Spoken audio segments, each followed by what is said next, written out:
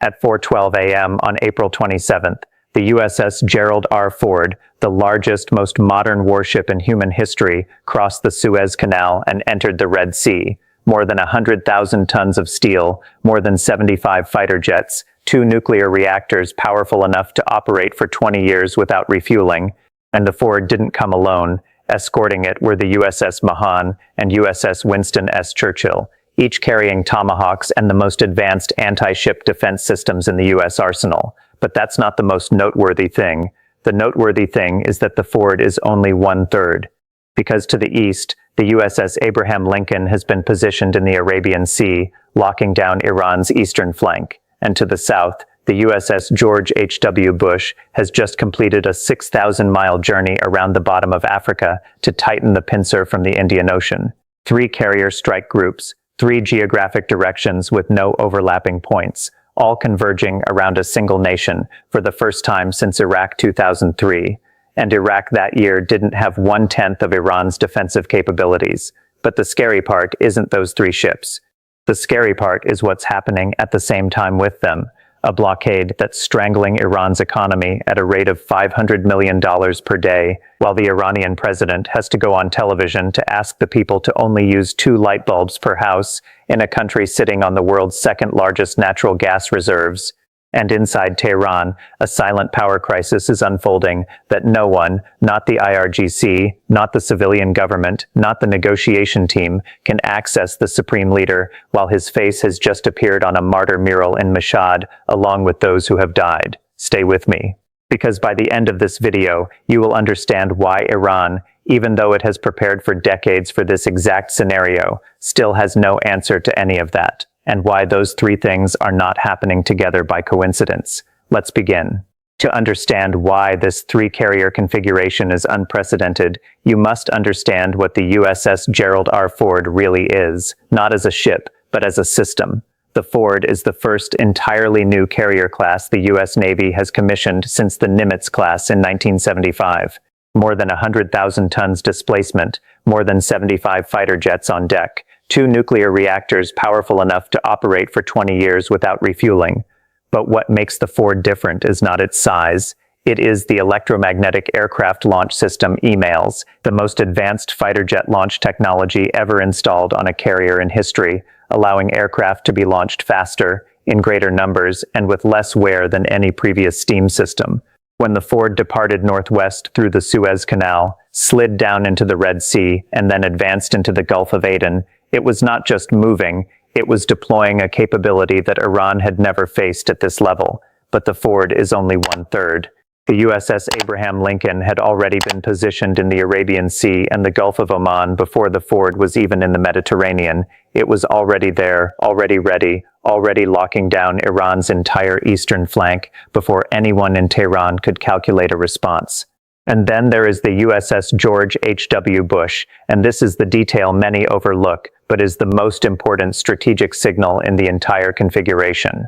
The Bush did not go through the Suez Canal like the Ford.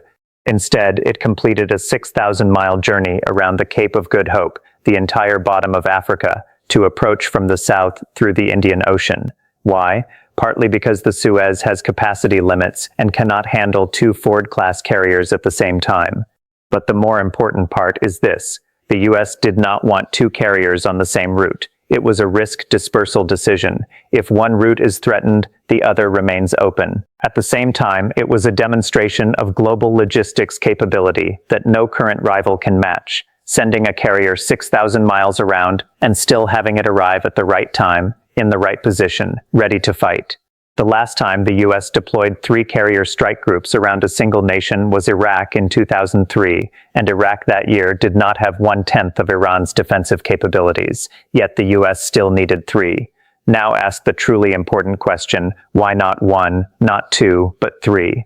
The answer does not lie in firepower. A single U.S. carrier strike group already has enough firepower to inflict serious damage on Iran.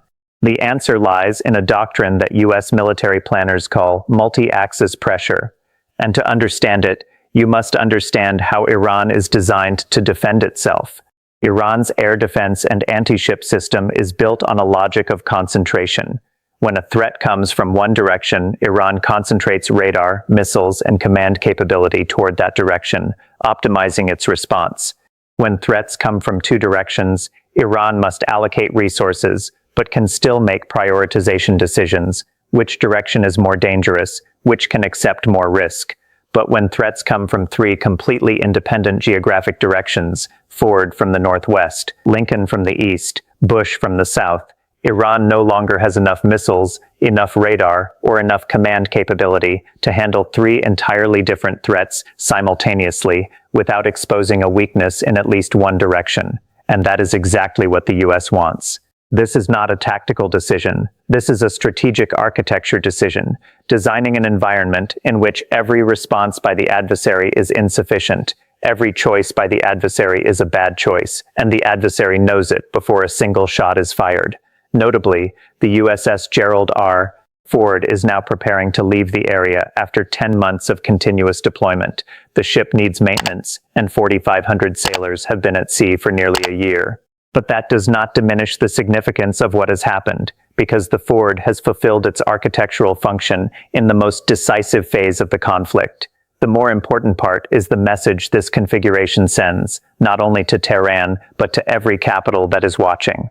China is watching, and what they see is a live exercise for the scenario Beijing fears most, the Taiwan Strait, where the US would also need to approach from multiple directions with multiple carriers at once, and where the ability to sustain forces at distance is exactly what will decide the outcome. Russia is watching, and what they see is proof of global logistics capability, sending the Bush 6,000 miles around and still having it arrive on time, that no other force on the planet can replicate in comparable time. And within the framework of Project Freedom, 15,000's troops, along with more than 100 aircraft, are patrolling the Strait of Hormuz right now.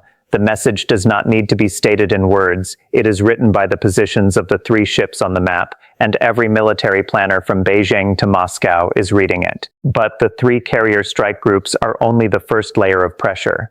The second layer does not require a single bullet, and in many ways it may be what is killing Iran faster than any weapon. At 10 a.m. on April 13th, under orders from President Trump under the command of Admiral Brad Cooper at CENTCOM, the naval blockade of Iran officially took effect, and what happened in the following 3 weeks is one of the fastest and most comprehensive economic coercion campaigns in modern warfare history. In the first 2 weeks, CENTCOM officially intercepted 23 vessels. Lloyd's List recorded at least 26 other vessels that attempted to bypass the blockade in both directions. That number tells you the level of desperation of those trying to get out or get in. On April 16th, the embargo was expanded, not just the Persian Gulf, but including all vessels linked to Iran on a global scale, including the Dark Fleet, the unregistered oil tankers Iran had built over many years to evade sanctions, operating in the Indian Ocean and Arabian Sea. The U.S. Navy is hunting Iran's shadow across the vast seas with no escape zone. On April 18th, Iran closed the Strait of Hormuz in response to the U.S. refusal to lift the blockade, seizing 2 international cargo ships passing near the strait, the MSC Francesca flying the Liberian flag and the Epaminondas flying the Panamanian flag, and from there formed what analysts call a dual blockade, the U.S. blockading Iranian ports, Iran blockading the world's strait. Immediate result, the U.S. Department of Defense estimates Iran lost $4.8 billion USD in oil revenue just from April 13 to May 1. 31 tankers carrying 53 million barrels of Iranian oil stuck in the Gulf, going nowhere. And Karg Island, Iran's main oil export terminal, what analysts call the regime's ATM, is approaching storage saturation, meaning Iran is about to run out of space to store oil it cannot sell. Up to 20,000 sailors from India, South and Southeast Asian countries are stranded on approximately 2,000 vessels in the Persian Gulf, many running low on food, drinking water and fuel. And President Pezeshkian went on national television calling on citizens to use only 2 light bulbs per household. Let that number sink in. 2 light bulbs in a country sitting on the world's second largest natural gas reserves. To understand how this could happen, you must understand the difference between a tactical blockade and a strategic blockade. because these are not the same thing, and confusing the two is why many underestimate the severity of what is happening to Iran. A tactical blockade stops weapons, stops troops. The adversary can cope by finding alternative routes, smuggling, building different distribution networks. A strategic blockade does something completely different. It targets the very export infrastructure for which there are no alternative routes that can substitute, and it does not try to stop anything from coming in. It tries to stop the only thing of value from going out. For Iran, that thing is oil, and when oil cannot go out, the entire economic machine has no room to breathe. But the most dangerous part is not the lost revenue. It is what U.S. Treasury Secretary Besant publicly warned. Iran will have to start shutting oil wells within the next week as storage tanks reach saturation. And shutting oil wells is not like flipping a switch. It causes permanent physical damage to the geological structure of the wells. Reservoir pressure is disrupted, and some wells after sudden shutdown cannot be restarted at original capacity, meaning production damage can last for years after the blockade ends. This is not temporary damage, this is irreversible structural damage, and the energy paradox Pezeshkian is facing is not a random contradiction. It is the direct result of a decision made over decades of construction. Iran's energy infrastructure was designed for export, not for self-sufficiency. Meaning when exports are blocked, the system has no mechanism to switch to domestic consumption. You cannot simply flip another switch to use domestic gas instead of exporting when the entire pipelines, refineries, and distribution facilities were built in the opposite direction. What makes the dual blockade especially brutal for Iran is this. When Iran closes the Strait of Hormuz to create leverage with the world, Iran simultaneously cuts off its own oil's only escape route. Before the war, 25% of global seaborne oil trade and 20% of LNG passed through this strait, and now global fuel prices are surging. European and Asian countries are in panic, but Iran is not earning a single cent from that panic. Iran is holding the world's hostage without the ability to collect ransom. There was an Iranian oil tanker named Huge that managed to bypass the blockade by hugging the coasts of Pakistan and India to avoid US-controlled areas before reaching the Strait of Malacca. And that says everything you need to know about Iran's situation. Because when the best solution you have for an economic crisis is sneaking along other countries' coasts with a single oil tanker, that is not strategy. That is desperation. The U.S. simultaneously warned international shipping companies that they could face sanctions if they paid Iran to be allowed through the strait, tightening another noose around the neck of anyone thinking of cooperating with Tehran.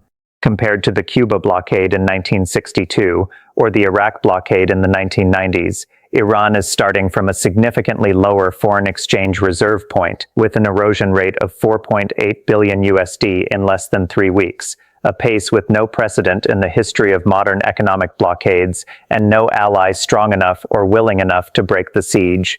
This blockade was not designed to win quickly. It was designed to last, and Iran does not have the resources to endure that duration. But if the three carriers and the blockade are what the world is seeing, then there is a third thing happening inside Tehran that few are paying attention to. According to assessments from the Institute for the Study of War (ISW) and U.S. intelligence assessments, IRGC Commander Ahmed Vahidi is currently making both military and political decisions in parallel with Supreme Leader Mojtaba Khamenei, whom we will discuss shortly, and Vahidi is not hiding it. He publicly declared that in wartime conditions, all important and sensitive positions must be directly selected and managed by the IRGC until further notice. But to understand how dangerous that statement is, you must understand a foundational detail. Vahidi is the one who lobbied the Assembly of Experts to elect Mojtaba Khamenei as Supreme Leader in March. He put the man on the throne, and now he is controlling that man, meaning the highest nominal center of power in Iran is being operated by the person who created it, not by the person sitting on it. On the political front, ISW assesses that Vahidi has won the internal power struggle against Parliament Speaker Ghalibaf, the former IRGC general who transitioned to politics and was once the negotiator with the US in Islamabad, who is assessed as lacking the leverage to change the trajectory and is considering resigning from the negotiation team due to internal disagreements, especially on the issue of nuclear concessions, while Foreign Minister Arakchi is also under pressure from both Pezeshkian and Ghalibaf because they believe he is too soft with Vahidi. And President Pezeshkian, who was elected with expectations of reform, what about him? His effort to appoint a Minister of Intelligence collapsed completely after Vahidi directly applied pressure. All candidates, including former Defense Minister Hossein Dahem, were rejected, and Pezeshkian repeatedly requested urgent meetings with Mojtaba Khamenei, but could not establish contact, because instead, a military council of senior IRGC officers is controlling access to the center of power, blocking civilian government reports from reaching the supreme leader and isolating him from the elected civilian branch of the state. The Supreme National Security Council no longer holds substantive meetings. The Assembly of Experts is no longer functioning. And this is the detail you need to understand clearly to grasp the severity of this situation. Both the IRGC and Iran's civilian negotiation team, two completely independent groups with different interests and positions, are both cut off from the office of the supreme leader, meaning even the faction that wants to negotiate, the faction trying to find a way out of this war, has no one to ask permission from. On the military front, the IRGC laid underwater mines in the Strait of Hormuz. The U.S. destroyed 16 mine-laying vessels, seized the MSC Francesca and Epaminondas, attacked the UAE's Fujairah oil port with drones, causing the UAE to confirm a large fire, and claimed to have hit a U.S. warship, a claim CENTCOM completely rejected, but Iran still broadcast widely on state media. And that is the clue to understanding what is really happening. Because if you look at all these actions, seizing ships, laying mines, attacking the UAE, issuing false victory claims, and ask the simple question whether they change the war situation, the answer is no, not at all. The three carriers and Project Freedom, with 15,000 troops and more than 100 aircraft, ensure the Strait of Hormuz cannot be completely closed. The scale of the attacks is not enough to cause strategic damage. CENTCOM assesses they have not reached the threshold of major combat operations. So why is the IRGC doing these things? The answer lies not in the external battlefield, but in the internal war. Vahidi is using every ship seizure, every drone attack, every victory claim as a signal to internal factions. The IRGC is acting. The IRGC is in control. The IRGC is the only force still representing the will of the Iranian state. And to ensure that, Vahidi also tried to insert Zolgadar, his close associate, into the negotiation team in Islamabad to supervise every step of the talks and report back to Tehran if Ghalibaf or Arakchi appeared too flexible with the US, even though both opposed bringing Zolgadar in because he has no diplomatic experience.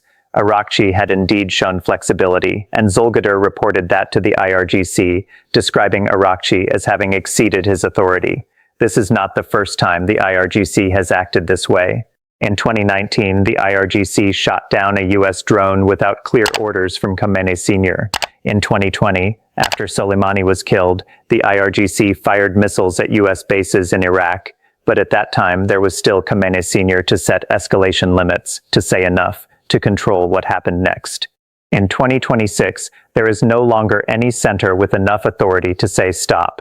And that is why what is happening inside Tehran is more dangerous than any missile or drone, because the Vilayat Afaqi system, the guardianship of the Islamic jurist system on which the Islamic Republic was built, was designed around a single center of power with supreme authority, a point where all forces, IRGC, regular military, civilian government, judiciary, converge to gain legitimacy, to receive directives, to know where their limits are.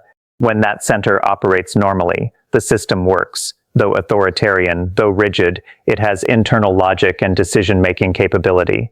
When that center is damaged, isolated, or controlled by one faction, the forces have no independent coordination mechanism. They were not designed to operate without a center, like a nervous system without a brain. The ISW assesses that the U.S. is currently negotiating with a fragmented committee of both hardliners and pragmatists, lacking a unified position, and that not only makes negotiations harder, but makes them nearly impossible, because when Iraqi signs an agreement in Islamabad, Zulgadar reports that he has exceeded his authority, and no one in the system has enough authority to judge who is right. Compared to Iraq in 2003, Saddam Hussein was a brutal dictator, but he made decisions until the final minute. You could negotiate with him, you could threaten him, you could calculate his responses. Iran in 2026 does not have that. The Iranian negotiators do not have real authority to end the war, and that is not just a diplomatic issue, it is a life and death issue, because a war with no one who has the authority to end it can drag on beyond the point where any side can still endure. In Mashhad, Iran's largest holy city, the religious center of a theocratic nation, a new mural has just been unveiled called Martyrs of the Heroic War. 4 large faces look down from that wall: General Qasem Soleimani, former President Ibrahim Raisi, Ayatollah Khomeini, the founder of the Islamic Republic, and Ayatollah Khamenei Sr., the supreme leader who was just assassinated in the airstrikes on February 28. All of them are dead. And in the upper right corner of that mural, alongside those who have died, is the face of Mojtaba Khamenei, the man elected by the Assembly of Experts as the 3rd Supreme Leader of the Islamic Republic on March 8, 2026, the man who is supposed to be Iran's highest leader right now. Since February 28, the day the airstrikes killed his father and many family members, Mojtaba Khamenei has not appeared publicly once. No confirmed photo, no live audio, no video, no appearance before a crowd, even for 1 minute. The only statement issued in his name came through state television, but it was read by an announcer, not his voice, not his image. A leaked audio released by The Telegraph, allegedly from Mazahir Hosseini, chief of protocol in the office of Khamenei Sr., at a meeting on March 12 with senior clerics and IRGC generals, describes Mojtaba stepping out into the yard a few minutes before the missile destroyed the house and sustaining only minor injuries to his leg. Israeli intelligence is reportedly leaning toward the assessment that Mojtaba is dead.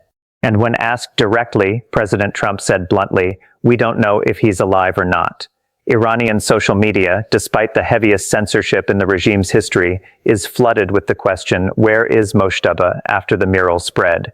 The NOPO forces, Iran's black-clad counterterrorism special unit, have been deployed to protect Mojtaba while simultaneously surrounding prisons where political prisoners are protesting, a small detail that says a lot about the regime's level of concern about the internal situation. And the Iranian authorities say nothing. Not a single explanation, not a health update, not a reason why the supreme leader of a nation at war cannot appear publicly after more than 2 months. To understand why that silence is more important than any statement, you must understand the role of the leader's image in a centralized theocratic regime. It is not public relations, it is not media, it is proof of legitimacy. It is the signal that the center of power is functioning, that the state still stands, that the system is still operating. When Kim Jong-un disappeared in 2014 after surgery, North Korea, one of the most tightly information-controlled states in the world, pumped out dozens of photos, videos, and proxy appearances to fill the gap, even if many doubted their authenticity. The important thing was not whether those images were real. The important thing was that the North Korean regime understood that absence was a problem that needed to be actively managed, that leaving that gap was dangerous, and that even a fake photo was better than nothing. Iran is not doing that. No real photos, no live audio, no video, and the only statement read by an announcer, in a state that controls information as tightly as Iran, that silence is not accidental, it is an active decision. And the question is not only whether Mojtaba is alive or not, the question is who is deciding not to answer that question, and why they don't have a better answer. According to Fox News and Iran International, a military council of senior IRGC officers is controlling access to Mojtaba, preventing civilian government reports from reaching him. Pezeshkian cannot meet the supreme leader of his own country. And this is the detail you must pause and think about. Both the IRGC and Iran's civilian negotiation team, 2 completely independent groups with different interests, different positions, and in some cases completely different goals, are both cut off from the office of the supreme leader, meaning even those with the most legitimate reasons to know, military commanders needing orders, negotiators needing authority, have no answers. This is not a well-controlled secret. This is a vacuum that no one can fill, and that is fundamentally different. And while all of this is happening, a fake account impersonating General Hatami posted on X a statement warning that U.S. carriers approaching the Strait of Hormuz would be attacked. That statement spread widely on global social media, shared by thousands, and it took many hours before the Fars news agency linked to the Iranian military corrected that it was a fake account. Many hours. In a state that controls information as tightly as this, a fake military statement in the name of their own general existed for many hours before being addressed. That is not a story about a fake account. That is a story about an information control apparatus so overloaded it can no longer even track its own narrative. Al Jazeera assesses that what is more important than the question of whether Mojtaba is alive or not is the structural power consolidation process underway. Whether Mojtaba lives or dies, the IRGC is operating according to its own logic, a logic that does not depend on any individual, and that is exactly what makes this situation harder to resolve, not easier. Iran is facing three fronts it cannot defend at the same time: military pressure from three directions outside, an economic blockade eroding it day by day from outside, and loss of narrative control on its own territory from within. And no defense system, no matter how well designed, was built to withstand all three at once. So the real question is not whether Iran will lose, but how Iran will lose, and not all ways are the same in their consequences. There are three scenarios. The first scenario is negotiation, and this is the scenario many in Washington are hoping for most, because it has the clearest off-ramp. The signals are there. Iran is negotiating, has put forward proposals demanding the U.S. lift sanctions, end the blockade, and withdraw forces from the region. Trump assessed that proposal as unacceptable, but still paused Project Freedom to see if an agreement could be formed. And Pakistan, along with many other countries, are lobbying for a diplomatic solution. But negotiation has one indispensable condition: there must be a center of power with sufficient authority, Vahidi, or some IRGC civilian alliance, that can sign an agreement and guarantee that all remaining factions will comply with it. And the sufficient condition is that economic pressure must reach a threshold where even the hardest liners in the IRGC agree that continuing the war is more dangerous than concessions. Current obstacle: Ghalibaf, the most pragmatic, the most flexible in the Iranian negotiation team, is on the verge of resigning due to internal disagreements, and Vahidi is supervising every step of the negotiations to ensure no one appears too flexible. The second scenario is escalation, and this is the scenario Vahidi has the strongest incentive to pursue, because as we have seen, escalation is his internal political tool. The mechanism is to pull Hezbollah, Iraqi militias, and the Houthis into a wider conflict, turning a bilateral war into a regional one, creating enough chaos for the IRGC to claim an indispensable role. The signals are there. Iran has attacked the UAE, attacked international shipping, threatened U.S. carriers, but CENTCOM assesses all those actions have still not reached the threshold of major combat operations, meaning Vahidi is testing limits without crossing them, at least for now. The risk of this scenario is simple and brutal: full escalation in the context of three carrier strike groups, 15,000 troops, and more than 100 U.S. aircraft patrolling the Strait of Hormuz, while simultaneously losing $500 million USD per day, and with oil wells on the verge of shutdown. That is not a gamble, that is scheduled suicide. The third scenario is gradual disintegration: no decisive negotiation, no full escalation, just slow exhaustion as the blockade continues day after day, the IRGC continues internal infighting, oil wells begin shutting as Besant warned, and the political system continues to fragment with no one having enough authority to stop it. History shows this is the most common scenario for regimes under prolonged combined pressure. It is not dramatic, not fast, has no clear moment to mark the end, but it is often the most irreversible outcome because the accumulated damage reaches a point of no recovery before anyone decides to change course. The clearest signal for this scenario: Besant warns Iran will have to shut wells within a week, and when oil wells start shutting, the countdown to irreversible damage begins. But there is something all three scenarios share, and this is the most important thing to understand about Iran's current situation. Negotiation requires the person signing the agreement to have real authority for all factions to comply. Systematic escalation requires a command center that can coordinate Hezbollah, Iraqi militias, and the Houthis under a unified strategy. and even controlled disintegration. If Iran wants to manage that process in a way that preserves some state structure, requires someone with enough authority to make the hard decisions about what can be sacrificed and what must be protected. What Iran is missing most right now is not missiles, not oil, not allies, but a decision-making center recognized by all factions, a single point from which an order can be issued and everyone will follow. That is exactly what the Vilayat Faqih system was built to provide for nearly 5 decades, and it is missing at the most critical moment in the Islamic Republic's existence. 3 carrier strike groups converging from 3 geographic directions with no overlapping points. An economic blockade eroding $500 million per day with irreversible damage mechanisms beginning to activate within a week, and a power crisis inside Tehran that is paralyzing precisely the mechanisms Iran needs to respond to the other 2. Those 3 things did not appear together by luck. This is architecture, designed, coordinated, and deployed in a way that each layer of pressure amplifies the impact of the others in ways none could create alone. The economic blockade worsens internal instability. When money starts running out, IRGC factions fight over what remains instead of cooperating to find an exit, and that infighting makes Iran even less able to negotiate effectively. Internal instability prevents Iran from responding to the blockade. When there is no unified center of power, no one can decide to open the Strait of Hormuz in exchange for economic concessions. No one can tell Vahidi that it is enough. And the presence of 3 carriers ensures there is no military space to escape either. Any attempt at escalation faces 15,000 troops, more than 100 aircraft, and the firepower of 3 strike groups at once. This is the message every military planner from Beijing to Moscow is having to read right now.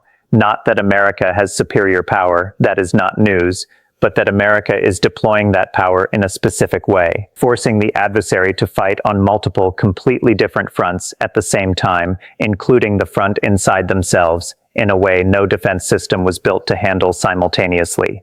China is watching and recalculating what it means to confront America in the Taiwan Strait. Russia is watching and recalculating what their air defense networks can actually do against an adversary willing to open multiple fronts at once. And Iran is in the middle of all of it, trying to find an answer to a question they were not prepared to answer. What Iran does not see is not just the ships or the blockade. Those things can be seen, can be counted, can be planned against, at least in theory. What they do not see is the way those 3 things were designed to work together, to amplify each other, to create an environment in which every choice is bad and every response is insufficient. And by the time they realize that the problem is not each thing individually, but how they are connected, the question is no longer how to break it. The question is who in Tehran still has enough authority to give an answer. If you find analyses like this valuable, please subscribe to the channel so you don't miss any videos. We will continue to follow and analyze every development of this conflict as it continues to unfold. Thank you for staying until the end. See you in the next one.